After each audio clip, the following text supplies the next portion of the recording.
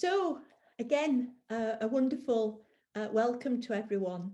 And as you've heard, as I've said, hello, we're all around the world again. Um, and as I just talk for kind of introduction, all the rest of it, have you all got your Master Crystal at hand? Yeah, good, good. If not, just take a minute to go get it.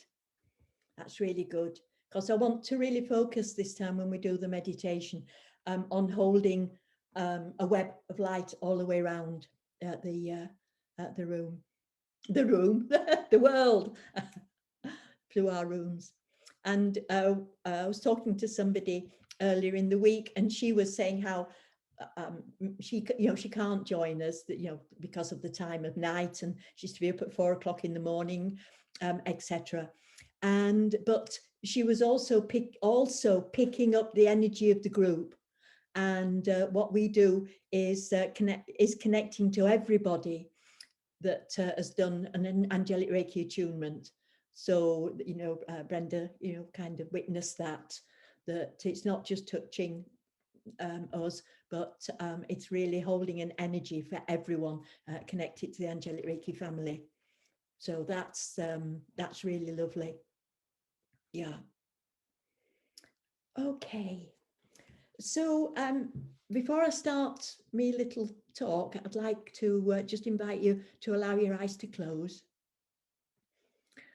and just to acknowledge and just feel that gratitude for us being able to sit together at this time,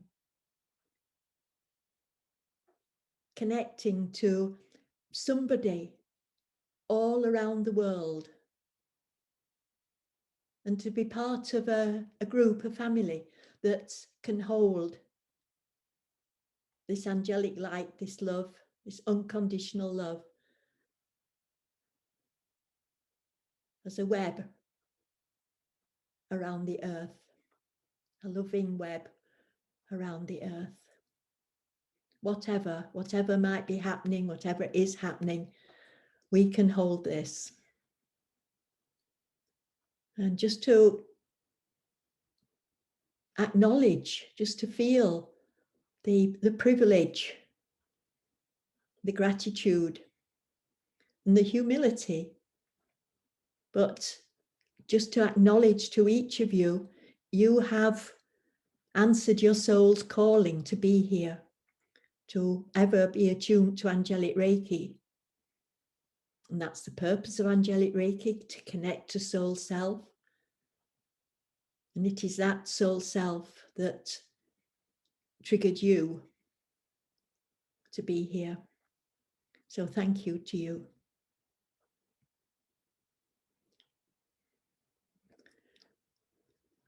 So please allow your eyes to open.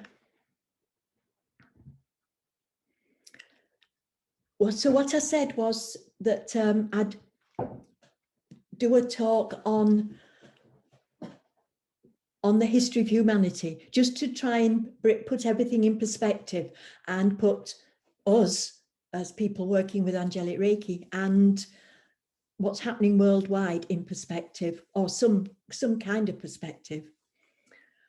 And I realized, everybody that kind of looks at the history of humanity, if they're looking at it from a spiritual point of view, acknowledge that on one hand, we are an experiment, but we are a divine experiment.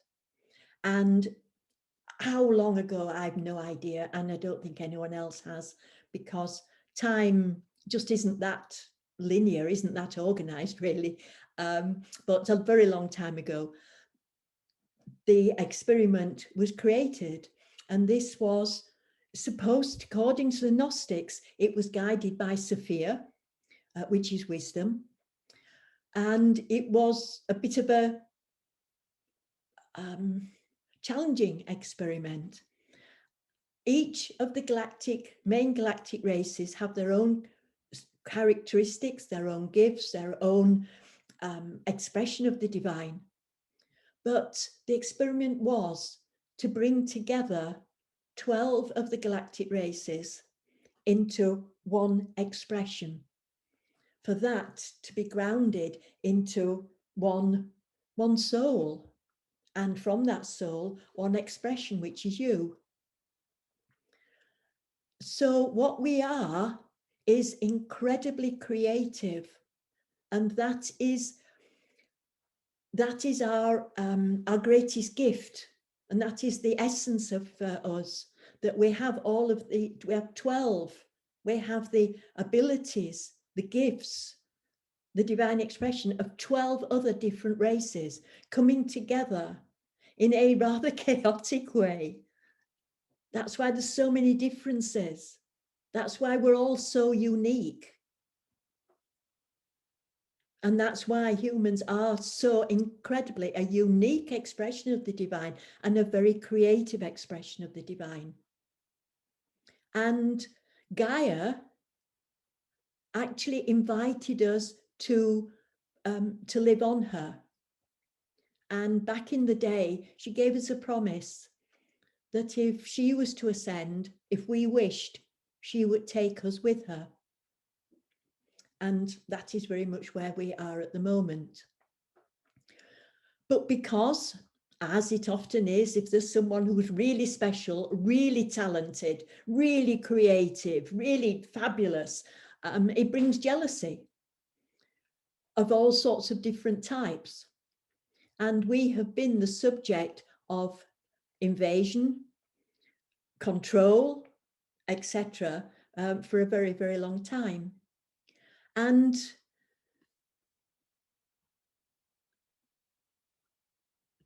part of the issue of that is that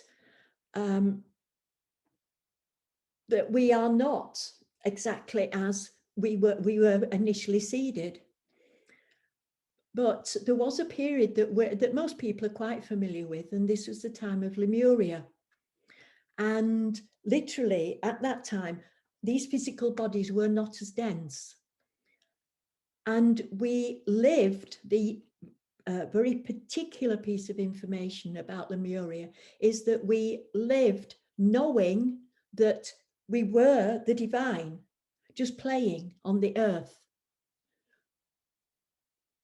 And that we never doubted that. We never needed to search for anything. We never needed to do personal work, didn't need to meditate, didn't it? That was the knowing. And we lived from that, doing, yes, you know, having families and dancing, whatever it was doing. And that when that really settled home for me, it was a bit of a wake-up call, because what I realized was, what the dots that I connected was that the angelic Reiki attunements, we asked for them to be given at the time of Lemuria, when angels, men and women were as one. So we are receiving attunements as the invitation to live again from that place of knowing we're the divine. But what has happened? Because what we usually know most of the time is that we're cold, we're hungry, we're lonely, we're sad, we're angry, we're happy. We're always a something. We're always, you know, it isn't just the present stillness of the divine having an activity. It's a personality trying to find that it's divine. It's all gone round. So what happened? And the story of humanity from that time, everybody's heard of Atlantis, and that's the kind of new age popular bit. But I think we know very, very little about the true history of humans. And what I've heard recently is that one of the reasons for invading Iran was to raid their museums of records, because of course the records in Alexandria were raided a long, long time ago, and all of that history, our true history, disappeared. And I don't know what we might find in the Vatican when they have a lot of, they raided. Might be that in the Vatican are some of the manuscripts from Alexandria. So we'll have to see what unfolds about that. But just to put a big question mark about our history, so I've actually brought some of the books that I usually mention, I brought along with me, just for you to see. And if you wish to make a note, and I will put it in the chat as well. So this is a book I often often mention when I'm doing this talk. It's called Catechism, and it's by Dr. Allen, Professor Allen and Professor Dallaire.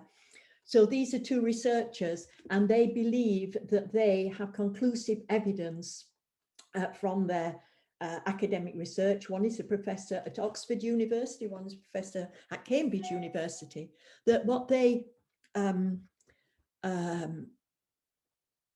their evidence, their research has shown is, for example, there never was an ice age. So that kind of changes the history a bit, because our history's been so based on that. But what there was this great cataclysm that happened about 11,500 years ago. And 11,500 years ago connects to the great cycles and the place where we're in, the plasma, the light, the photons from the center of our galaxy. And we've just come into that band again. And 11 and a half, you were 2,000 years in that band. So 11,500 years ago, to about 13, and that is when we were in this very transformative energy again. But things can transform, we can transform up and we can transform down. And it suggested that was the time at the fall of Atlantis. And part of the story around that time, and this is another book that I refer to when I'm talking about this, and this is by Barbara Hand Clow, and this is Awakening the Planetary Mind. And both of these are incredibly well-researched books. It's not like they're, some that kind of casually make stuff up.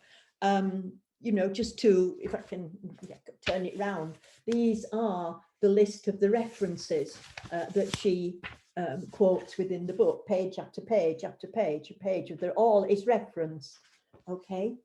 And I take, there's many stories and there's many ways of looking at the stories, but very much resonate with Barbara Hand Clow's story. And her father was a American Indian elder, and apparently he was the one that taught her quite a lot of, back in the day when she started on her journey. This is what I'm going to talk about next.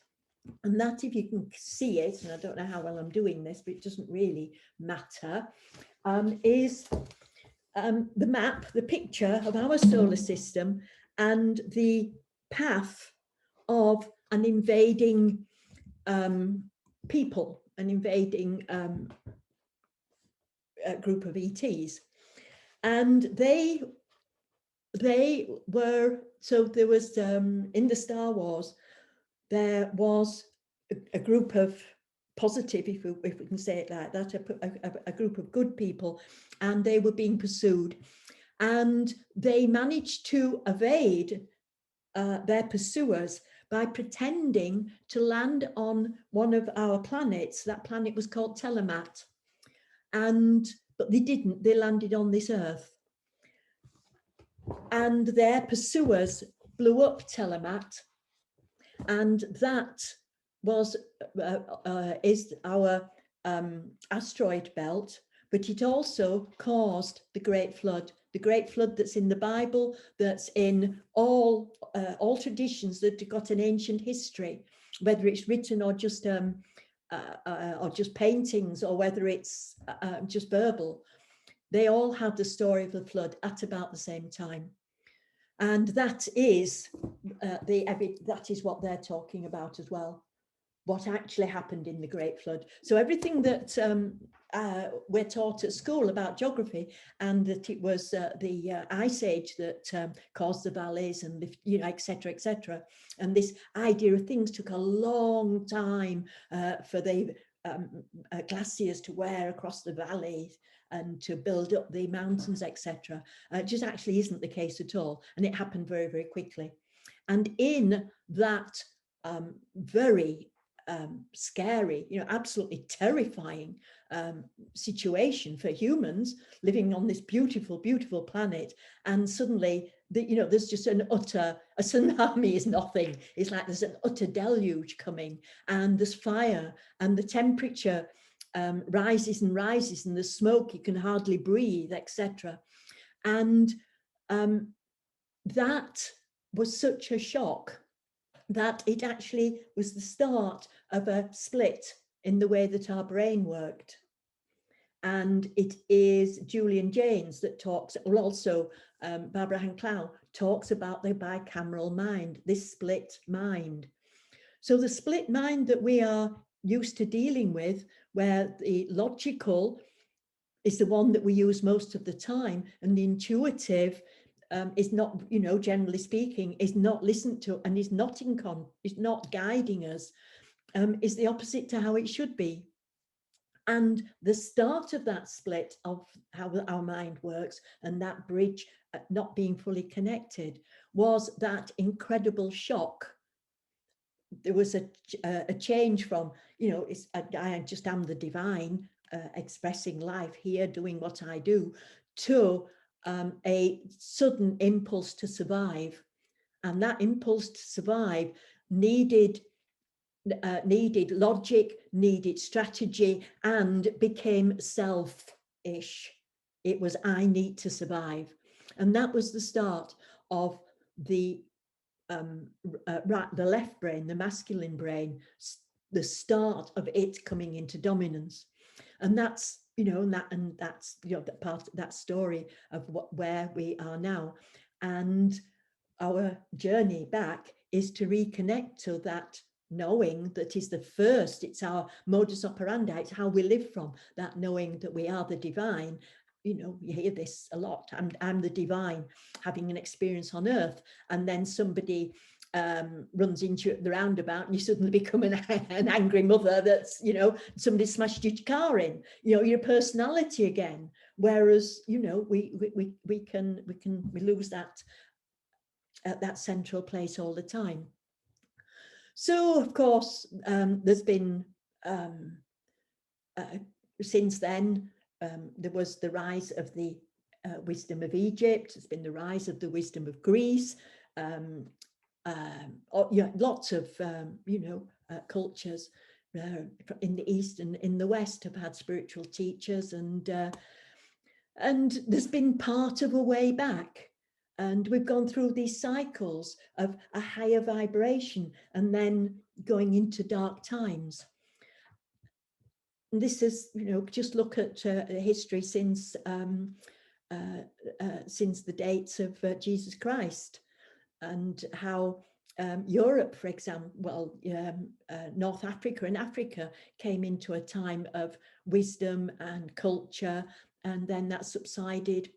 And in the golden age of Europe, there was the great Renaissance and the great painters, Leonardo da Vinci, Michelangelo, etc., etc. There was a Renaissance. And then there was another dark age. And then there was a Renaissance that really touches us and is significant to us. At the end of the 1800s, in the West, there was a lot, well, not just in the, well, yes, in the West mainly, there was a lot of people exploring spiritual wisdom. It's the time of Gurdjieff, who was the founder of a very amazing personal development system that has matured, has linked with and matured into working with the Enneagram. There was people there was Dion Fortune that gave us a lot of the information that channeled Euclid and gave us a lot of information that we based the Merkaba on, etc. And there was also a woman called Alice Bailey, who was part of this renaissance of esoteric wisdom. And Alice Bailey, I think, was, well, she is the person that wrote Esoteric Healing, that is one of the founding things of our approach to healing. And this place of it's a blessing, it's an invitation, this connection back to the Mauryan times, to our divine selves.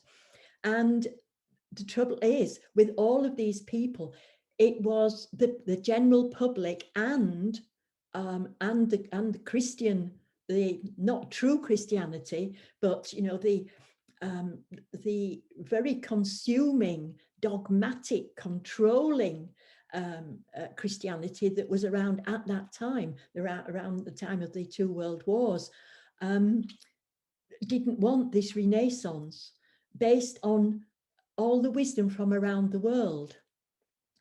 So it's been rubbished and suppressed, etc. And that was the start. It should have been the start of the New Age, but it was so rubbished that it just didn't take off. And also one of the issues was that Alice Bailey wrote in a very, very esoteric way, which is actually the only way to communicate high wisdom, because the mind can't take it. It's got to be the intuitive and soul self that can interpret and read that higher wisdom.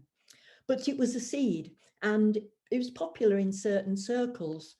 But then, because it could be so transformative, utterly transformative for the whole of the world, it was then rubbished again in the 60s, and based in a place called Laurel Canyon, where the New Age, the modern New Age, with misinformation and the idea that we must always just be happy, and you mustn't, you know, not to feel your dark side, not to feel anger, not to feel sad, not to just be this artificial, perfect love and just perfectly loving for everybody, when actually the truth is the healing and our invitation is to be in our truth, because all that we feel is valid. And it's only when we feel it that we can actually embrace it in love and go beyond that, because it's that creates the veil, the barrier to us working from the soul self. So it was totally contrary to connecting to soul self and any kind of enlightenment or higher way of being. And that's the purpose of Angelic Reiki, to create that bridge from the misinformed New Age that was based in Los Angeles, just outside Los Angeles, and you know, and to bridge back into the ancient wisdoms, the timeless wisdoms that were known by all the wisdom keepers around the world, whether it is, you know, whatever nationality it is, whichever continent it's on. And each continent has its own tradition of wisdom keepers.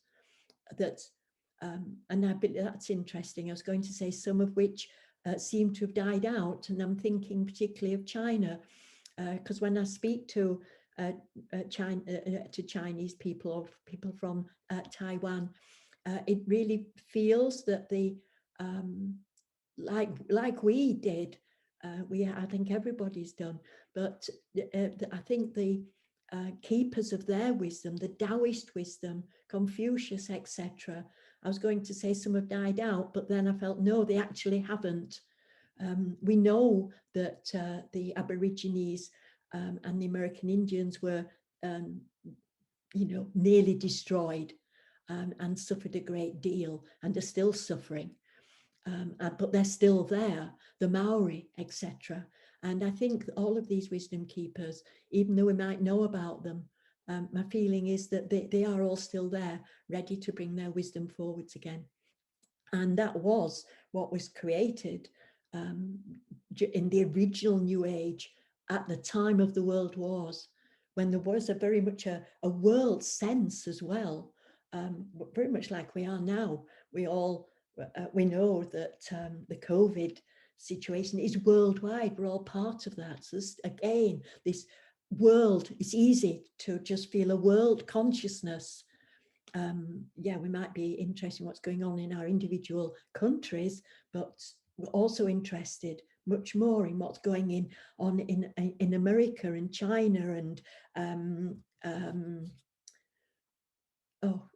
Myanmar, for example. How often do we think of Myanmar? But there it is in our news. So we're very much getting a worldview again. So it really feels that there is this big invitation to embrace ourselves as a world, as a one people around all around the world, and we absolutely represent this, and that's what's so beautiful, bringing this unity again, so that as a whole race, things can totally change. And how they're going to change, etc.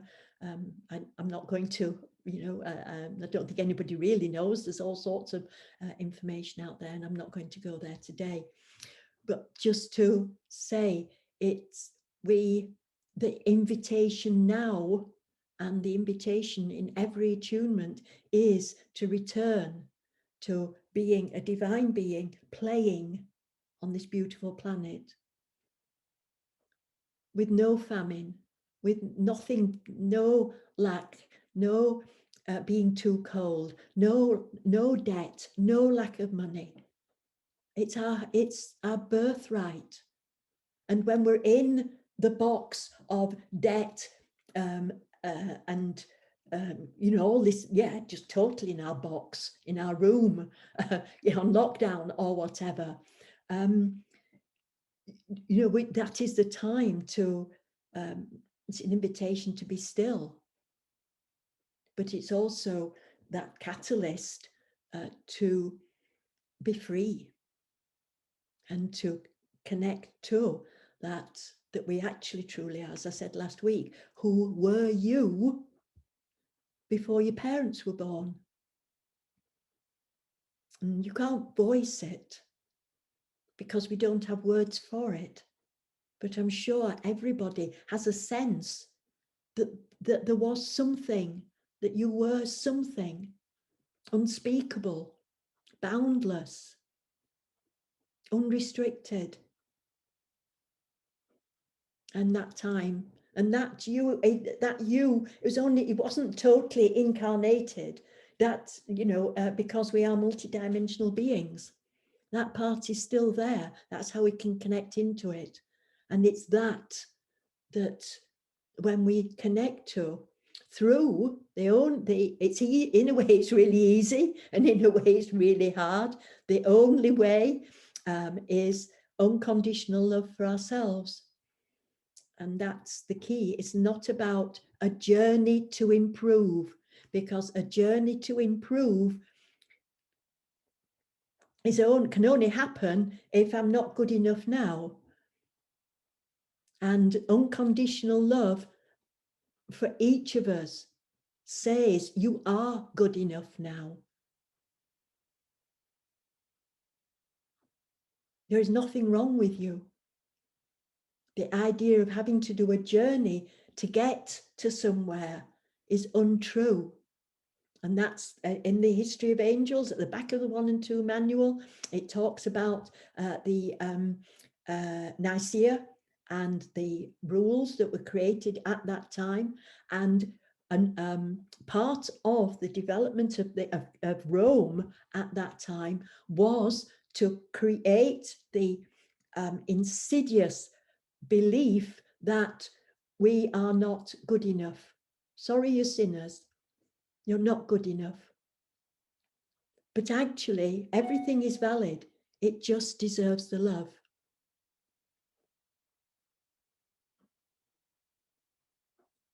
And when we make it wrong, we're, you know, it's just about beating us up, beating ourselves up. And mostly the things that, you know, and I'm an expert at this, you know, I don't, you know, it's it's a permanent discipline, permanent journey. I'm really good at being dissatisfied with myself, and having to go, right, okay, we're, you know, no, we're going to accept that, not going to make it a failure, make it wrong, whatever. And it's a constant vigilance for most of us.